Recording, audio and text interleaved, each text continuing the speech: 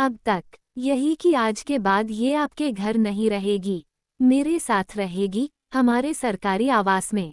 अब इसको बार बार गुंडों से बचाकर अपने पास लाने का झंझट ही खत्म, पुलिस की सेफ्टी में रखूंगा।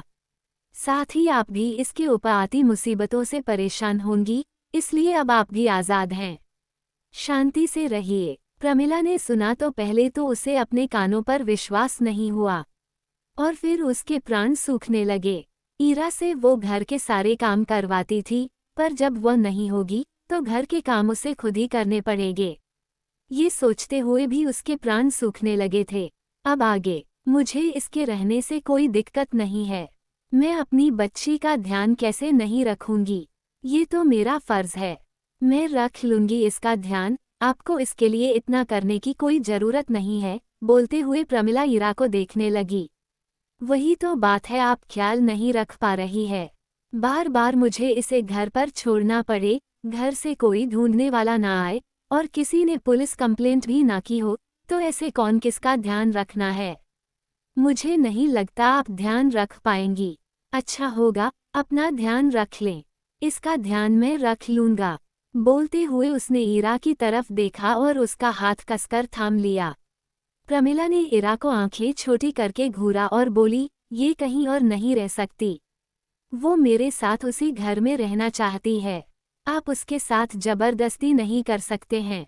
चाहे तो आप उसी से पूछ लीजिए कि वो कहाँ रहना चाहती है। बोलते हुए वो उसे आंखों से ही डराने की कोशिश कर रही थी। ईरा ने अधिराज को देखा और ना में सिर हिलाने लगी। प्रमिला ने देखा तो झट से बोली, पहले मुझे इससे अकेले में कुछ बात करना है, उसके बाद जो इसका फैसला होगा वो सही। ईरा घबराई हुई सी प्रमिला को देखने लगी। प्रमिला जल्दी से उसका हाथ पकड़ते हुए बोली, चल मेरे साथ। बोलते हुए वो उसे अलग अलग जाने लगी तो अधिराज ने भी उसका हाथ कसकर पकड़ लिया। प्रमिला उसे आगे नहीं खींच पाई तो पलट कर देखा। अधिराज बोला, जो बात करनी है यही होगी मेरे सामने, पर मुझे कुछ निजी बात करनी है, एक लड़के के सामने नहीं कर सकती। अधिराज ने ईरा को देखा फिर हाथ छोड़ दिया। प्रमिला उसे लेकर दूर जाने लगी। ईरा पलटकर अधिराज को देखे जा रही थी। अधिराज ने पलकें झपका दी। थोड़ी दूर भीड़ से अलग आकर प्रमिला ने ईरा को कसकर बाजू से पकड़ा और बोली, क्या करने की सोच रही है तू? हमारी कंप्लेंट पुलिस में करेगी। हमने ऐसा कुछ नहीं सोचा मामी जी। ऐसा नहीं सोचा तो कैसा सोचा? तुझे क्या लगता है मुझे कुछ समझ में नहीं आता? अपने रूप के जाल में उस पुलिस वाले को फंसाकर तू हम सबको अंदर करना चाहती है। उसकी मदद से हमारे साथ गलत करना चाहती है, बदला लेना चाहती है ना मेरी मार का। हम ऐसा कुछ नहीं करना चाहते मामी जी। आपने हमारे साथ कितना गलत किया, हमें कटार के पास भेज दिया, बेच दिया आपने हमें, और अब आप हमें वापस लाने की बात करती हैं, किस हक से? उद्धरण चिन्ह अल्पविराम। प्रमिला को गुस्सा आ रहा था। वो ईरा के ऊपर हाथ उठाने को तैयार थी, लेकिन इस वक्त अगर वो ऐसा कुछ करती तो उसे किसी भी तरह से अपने साथ नहीं ले जा पाती। ईरा बोली, आप हमें मारती पीटती थी, हम सह लेते थे, लेकिन कल जो आपने किया उसके बाद हम आपके साथ वापस नहीं आएंगे। अच्छा, तो मतलब तो ठान चुकी है इसके साथ रहने का। देख ईरा, पुलिस वालों का कोई भरोसा नहीं होता। यह अपना मतलब निकालने के लिए लड़कियों का इस्तेमाल भी करते हैं। अगर एक बार ये तुझे घर से लेकर चला गया और तू इसके साथ रहने लग गई तो फिर हम भी पीछे वापस नहीं लेकर आएंगे। तू कहीं की नहीं रहेगी, ना घर की ना घाट की। वैसे भी पुलिस वाले उस कटार के तलवे चाटते हैं, ये भी वैसा ही करेगा। तुझे मतलब पूरा हो जाने के बाद तुझे उसी के पास भेज देगा। मुझे इसकी आंखों में दिखता है, ये नाटक कर रहा है फिक्र का और बचाने का। असल में इसको तुझसे कोई मतलब नहीं है। ये तो वहां भेजने के बाद तुझे अपने घर में भी नहीं रखेगा, वहीं छोड़ देगा या शहर से बाहर कहीं के बेच देगा। जितना आसान तू सोचती है, घर से बाहर जाना उतना आसान नहीं है। मेरे पास कम से कम तेरे सिर के ऊपर छत तो रहेगी। उसके पास जाने के बाद दर दर भटकना पड़ेगा। अब तू खुद सोच ले, घर वापस आना ज्यादा अच्छा है या गली गली खाने के लिए भटकना और तरसना? अपनी इज्जत का सौदा करके हम घर में भी नहीं रह सकते। उद्धरण चिन्ह। गलत सोच रही है तू, ये कोई सौदा नहीं है ईरा। काम है, हजारों लोग करते हैं। पेशा है ये, और जरा सोच, तू खुद से पैसे कमा सकती है। कटार मुंह मांगा दाम देगा। तूने देखा ना, 25,000 एक ही बार में दे दिए। तेरी खूबसूरती के आगे वो लाखों उड़ा देगा, तुझे बस उसे अपनी अदाएं दिखानी हैं। और फिर तेरे पास किसी भी चीज की कमी नहीं होगी। तू जो करना चाहे कर सकती है।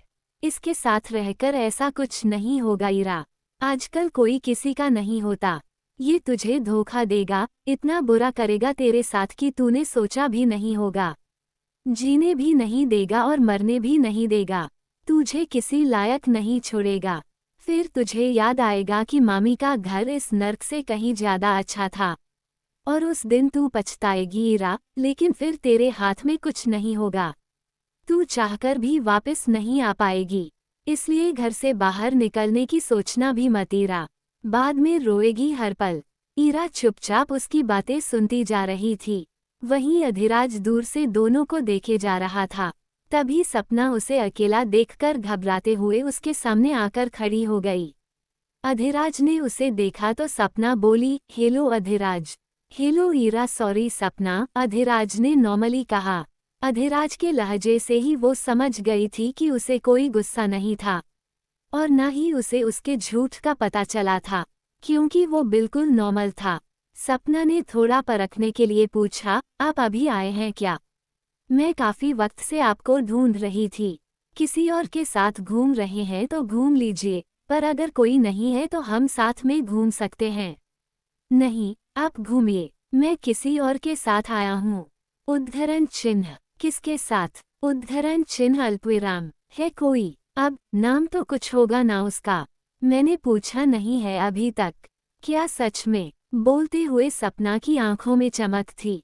उसने अपनी खुशी को काबू में किया और मन में बोली, मतलब अभी तक कोई खास बातचीत हुई नहीं है। मतलब मेरा भांडा नहीं फूटा है। एक और मौका है मेरे पास। इस मौके को नहीं जाने दूंगी। किसी भी तरह से करके मुझे ईरा को इनको नाम बताने से रोकना होगा। कुछ तो ऐसा करना होगा जिससे ये आपस में बात ही ना कर पाएं। वो सोच ही रही थी कि तभी अधिराज बोला, आप क्यों पूछ रही हैं? उद्धरण चिन्ह अल्पविराम। वो बस ऐसे ही। उद्धरण चिन्ह। अधिराज ने सिर हिला दिया। सपना उसे अपने साथ ले जाना चाहती थी लेकिन अभी ऐसा कर नहीं सकती थी। आखिरकार वह कोई दूध पीता बच्चा तो नहीं था जिसे कोई भी अपने साथ ले जाता। वहीं प्रमिला ने उसका हाथ पकड़ा और बोली, अब इतना सब जानने के बाद तुझे जो करना है वो तू सोच ले। बोल दे जो बोलना है इंस्पेक्टर के पास। बस जो मैंने समझाया वो ध्यान में रखना। दुनिया में बहुत बुरे लोग होते हैं। बोलकर वो उसे लिए वापस से अधिराज के पास चली आई। अधिराज जेब में हाथ डाले दोनों के आने का इंतजार कर रहा था। सपना ने दोनों को उस तरफ आते देखा तो सकपका सी गई। कहीं प्रमिला सबले सामने ईरा को ईरा ना कह दे, ये सोचकर हो उसका दिल घबरा रहा था। मैं चलती हूँ, आप घूम लीजिए, बोलकर वो निकल गई। अधिराज ने उसे इतना हड़बड़ाते हुए देखा तो असमंजस से उसे देखने लगा। प्रमिला बोली, बोल ईरा, अब क्या फैसला है तेरा? उद्धरण चिन्ह अल्पविराम। ईरा अधिराज की तरफ देखने लगी। प्रमिला ने अभी भी उसका हाथ पकड़ा हुआ था। वो मन ही मन बोली, अब ये डर कर जाने से मना कर ही देगी, और उसके बाद इसका ऐसा बंदोबस्त करूंगी कि कभी यहाँ वहाँ देखेगी भी नहीं। घर से बाहर निकलना भी बंद कर दूंगी, और फिर इस इंस्पेक्टर के साथ करीब होगी मेरी मीना। उद्धरण चिन्ह। ईरा ने गहरी सांस ली और अपना हाथ उसके हाथ से छुड़ाते हुए बोली, जिनके साथ जाने से रोकने के लिए आप हमें डरा रही हैं, वो हमें बहुत बार बचा चुके हैं। इससे ज्यादा बड़ा प्रमाण हमें क्या ही मिल सकता है कि ये कभी कटार के साथ नहीं मिलने वाले। हम आपके साथ नहीं जाएंगे मामी जी। प्रमिला का मुंह बड़ा सा खुल गया। उसे लगा था कि वो डरकर अपना फैसला बदल लेगी, लेकिन इसका उल्टा हो चुका था। ईरा ने उसकी चाल को नाकाम कर दिया था। अधिराज मुस्कुरा दिया। उसने ईरा को अपने पास लाया और प्रमिला से बोला, मेला घूम लीजिए और फिर घर चले जाइए। हमारी चिंता मत कीजिए। चलें, बोलकर उसने ईरा को देखा। ईरा ने हाँ में सिर हिला दिया। अधिराज उसका हाथ पकड़े जाने लगा तो प्रमिला बोली, एक बार फिर सोच लो ईरा। उद्धरण चिन्ह अल्पविराम। प्रमिला चिल्लाई लेकिन उसकी आवाज अधिराज और ईरा के कानों तक नहीं पहुंची थी। वह लोग थोड़ा आगे जा चुके थे और मेले के शोर में प्रमिला की आवाज गुम चुकी थी। सपना ने उसे ईरा का नाम लेते देखा तो झट से उसके पास आई और बोली, क्या हुआ चाची? उद्धरण चिन्ह अल्पविराम। प्रमिला ने उसे देखा और बोली, कुछ नहीं हुआ। कुछ तो हुआ है, मुझे आप परेशान लग रही है। मुझे बताए ना क्या हुआ है, हो सकता है मैं आपकी कुछ मदद कर दूं। प्रमिला ने सुना तो मन में बोली, मेरी मदद? और ये क्या मदद करेगी? पर शायद कुछ कर भी सकती है। सोचते हुए प्रमिला ने उदास सा रोना चेहरा बनाया और दुखी होने का दिखावा करके बोली, देखो ना सपना, मेरी ईरा कहाँ जा रही है? वो उस पुलिस वाले के साथ निकल गई है। मैं उसको अपने से दूर नहीं भेजना चाहती। पता नहीं कैसे उसको रोकूं अब। वो पूरी तरह से उसके वश में चली गई है। मेरा तो दिमाग ही काम नहीं कर रहा है। ऐसा लग रहा है पूरी तरह से हार चुकी हूँ। 6 महीने में ही उसके साथ बहुत लगाव हो चुका था, अब तो उसके बिना घर भी घर नहीं लगता। और वो बिना कुछ सोचे जा रही है। बताओ भला मैं कैसे जीऊंगी उसके बिना? हमारा घर कैसे सांस लेगा उसकी गैर मौजूदगी में? मैं तो रुककर थक गई, वो नहीं रुकी। तुम कुछ कर सको तो मैं तुम्हारा एहसान कभी नहीं भूलूंगी। मुझे वो मेरे घर में वापस चाहिए बस। उद्धरण चिन्ह। सपना बोली, मैं समझती हूँ चाची, आपको कितना दुख हो रहा है मैं अच्छे से जानती हूँ।